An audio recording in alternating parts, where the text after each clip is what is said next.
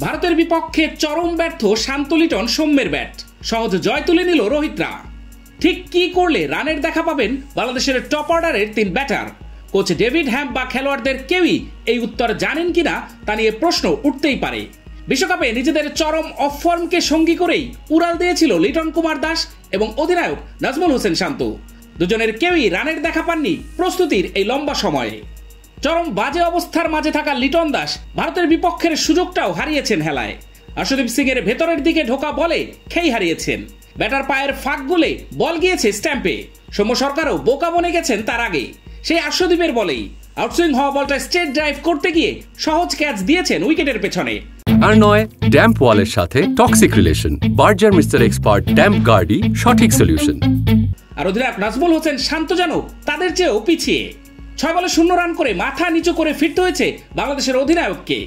তাদের ব্যাটিং ব্যর্থতার মাঝে শুধু প্রশ্ন, কবে আসবে টপ অর্ডারের সুদিন?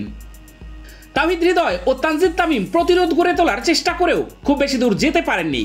তামিম 18 বলে 17 ও তৌহিদ হৃদয় 14 বলে 13 রান করে আউট হয়ে ফেরেন। তবে তাদের ব্যাটিংয়ে সাহসিকতার ছাপ ছিল। এরপর 2 অভিজ্ঞ ক্রিকেটার সাকিব আল হাসান ও মাহমুদুল্লাহ রিয়াদের ব্যাটে ভর করে 100 রানের গন্ডি পার করে বাংলাদেশ। দুজনেই মেরে খেলছিলেন, কিন্তু তার মধ্যে মাহমুদুল্লাহ ছিলেন বিধ্বংসী। দুজনেই দ্রুত রান তুললেও লক্ষ্য বেশি থাকায় শেষ পর্যন্ত হার নিয়ে মাঠ ছাড়তে হয় বাংলাদেশকে।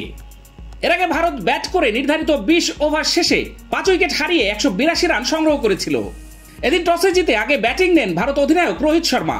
যদিও শুরুতে তাদের ব্যাটিং ছিল ধীর গতির, এতে অবদান ছিল শরীফুল মেহেদীর নিয়ন্ত্রিত বোলিংয়ের। বিপরীতে সাকিব 4 ওভারে 47 রান খরচ করলেও কোনো উইকেট পাননি। বাদ স্পিনার তানভীর 2 ওভারে দিয়েছেন 29 রান, যদিও উইকেট নিয়েছেন একটি। ভারতীয় ইনিংসের দ্বিতীয় ওভারেই আউট হয়ে যান সানজু স্যামসন। এরপর রোহিত পান্ট মিলে ঝড় শুরু করলেও তাতে ভূমিকা ছিল মূলত উইকেট রক্ষক ব্যাটারের।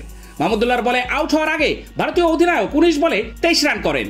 এরপর পান্টকে 44 রানের জুটিতে সঙ্গ দেন সূর্যকুমার যাদব। সূর্য 18 বলে 31 রান করে ক্যাচ দেন তানভীরের বলে।